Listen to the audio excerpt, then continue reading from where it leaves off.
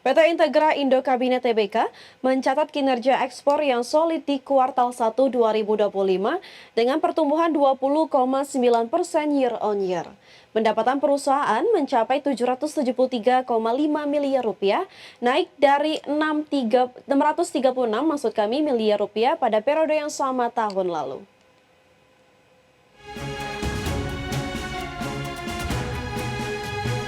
PT Integra Indo Kabinet Tbk mencatat kinerja ekspor yang solid di kuartal 1 2025 dengan pertumbuhan 20,9% year on year. Segmen komponen bangunan menjadi motor ekspor wood dengan lonjakan 63,8% year on year, sementara segmen furniture mengalami penurunan. Hal ini mencerminkan fokus kuat pada produk berkualitas untuk pasar properti global. Perusahaan mulai memperluas jangkauan ekspor ke Eropa dan Timur Tengah dengan produk baru seperti flooring dan furniture outdoor.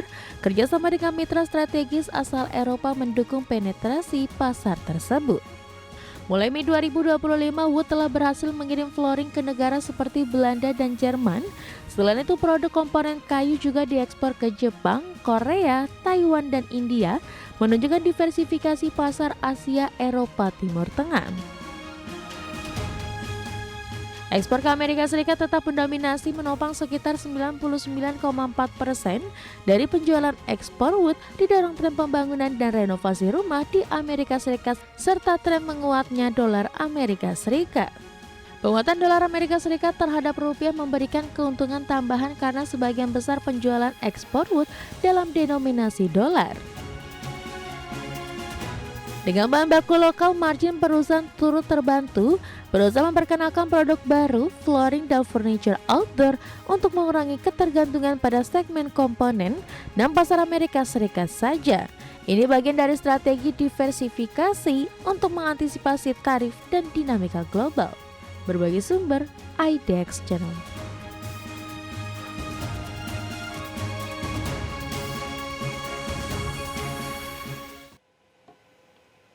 Pemirsa, dari informasi Emitet kita beralih ke update penutupan sesi pertama IHSG hari ini, di mana IHSG hari ini ditutup menguat 0,17% ke level 7.109,33. Adapun 228 saham mengalami kenaikan, 356 saham mengalami penurunan, dan 213 stagnan atau tidak bergerak. Adapun saham-saham mengalami penguatan tertinggi atau top gainers antara lain Brand naik 6,51%, Wifi naik 8,33%, PGO naik 8,11%, SSIA naik 15,45%. Sementara dari top losers pemirsa atau saham-saham mengalami penurunan terdalam, ada Cuan yang turun 2,37%, BRPT turun 4,76%, TPIA turun 1,75%, dan PANI turun 3,25%. Dari pergerakan sektoral pemirsa, infrastruktur dan transportasi dan logistik sama-sama mengalami kenaikan di 4,3% dan 0,93%. Sementara konsumsi non primer turun 0,95% dan industri turun 0,73%.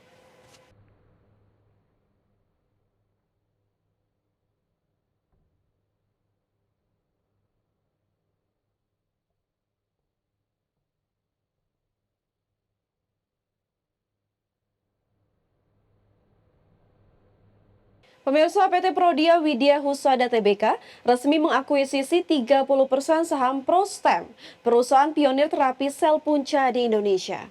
Langkah ini memperkuat ekspansi Prodia ke sektor terapi canggih dan kesehatan regeneratif.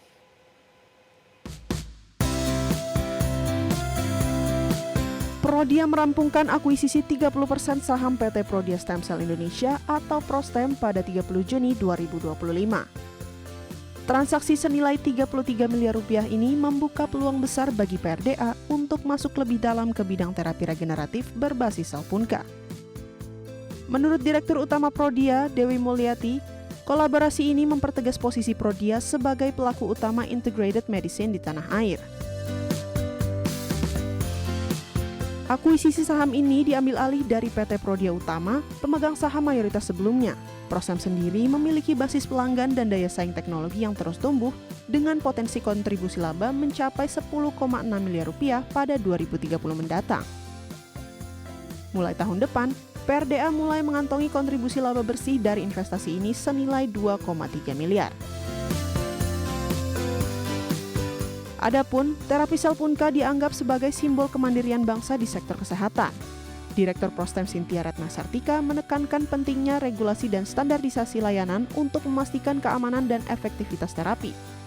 Ia menyebut, kolaborasi ini juga menjadi bagian dari visi pemerintah agar Indonesia menjadi tuan rumah di negerinya sendiri dalam layanan medis tingkat tinggi. Berbagai sumber, IDX Channel.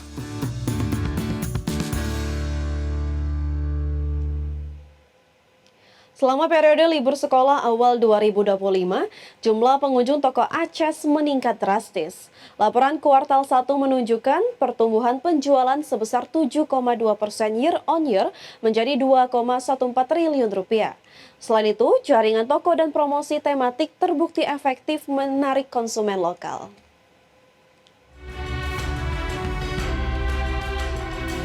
Selama periode libur sekolah awal 2025, jumlah pengunjung toko Aces meningkat drastis. Same store sales growth tercatat sebesar 2,2% di kuartal 1. Wilayah luar Jawa mencatat same store sales growth 9,7%, lebih tinggi dibandingkan Jawa lainnya. Toko yang ada di luar Pulau Jawa menjadi motor utama peningkatan performa. Ekspansi ke area Tier 2 dan Tier 3 terbukti memperluas pangsa pasar. Meskipun penjualan melonjak, laba bersih turun menjadi 141,6 miliar rupiah akibat biaya THR dan promosi rebranding ASKO. Laba operasi masih tumbuh sekitar 4% setelah penyesuaian musiman. Manajemen menegaskan tekanan biaya bersifat sementara dan strategi tetap hati-hati. Pendekatan optimistis terukur menjadi kunci menjaga stabilitas bisnis. Aces menyiapkan capex 250 hingga 300 miliar rupiah untuk dukung ekspansi toko dan penguatan omnichannel. Rencana termasuk pembukaan 25 hingga 30 gerai baru dalam sisa tahun 2025. Platform digital dan rebranding ASKO akan terus didorong untuk tingkatkan pengalaman pelanggan. Strategi ini diharapkan mendukung pertumbuhan jangka panjang merek Aces. Momentum libur sekolah memberikan gelombang positif bagi Aces. Penjualan dan SSSG menunjukkan kekuatan strategi pemasaran dan ekspansi geografi. Meski laba terdampak biaya musiman, fokus operasional dan pengembangan brand tetap solid. Dengan capex dan omnichannel, paruh kedua siap melanjutkan momentum pertumbuhan Aces. Berbagai sumber IDX Channel. Kementerian Perindustrian mendorong peningkatan industri aromatika nasional dengan menggelar Aromatika Indofest 2025 yang mempertemukan pelaku industri, komunitas kreatif, akademisi, dan pemerintah dalam satu wadah kolaboratif untuk membangun ekosistem industri aroma nasional yang kuat dan juga berdaya saing global. Wakil Menteri Perindustrian Faisal Riza menyebutkan pihaknya berkomitmen meningkatkan potensi industri wewangian berbasis kekayaan hayati dan budaya lokal. Faisal menambahkan industri atsiri Indonesia masih memiliki sejumlah tantangan yang harus diatasi. Beberapa isu yang menjadi perhatian diantaranya keberlanjutan dan standarisasi bahan baku, kurangnya diversifikasi produk hilir, kebutuhan peningkatan kompetensi SDM, serta terbatasnya akses pasar global. Untuk itu, Kemenperin menggulirkan sejumlah program strategis antara lain penyusunan roadmap pengembangan industri atsiri nasional, penyusunan database nasional minyak atsiri, dorongan dan fasilitasi indikasi geografis untuk minyak atsiri Indonesia, penguatan pusat flavor and fragrance di Sumatera Barat dan Bali. Langkah-langkah ini menjadi fondasi dalam membangun industri minyak atsiri yang berdaya saing berkelanjutan dan mendukung pertumbuhan ekonomi nasional. Kebutuhan peningkatan kompetensi sumber daya manusia serta terbatasnya akses ke pasar global. Ke depan, pemerintah akan mendorong pertumbuhan industri minyak atsiri nasional. Beberapa program yang sudah dalam waktu dekat disiapkan adalah penyusunan roadmap, pengembangan industri atsiri nasional, penyusunan database nasional minyak atsiri, indikasi geografis, ini juga sangat penting, penguatan pusat flavor and fragrance di Sumatera Barat dan Bali, kompetisi wewangian daerah, provinsi,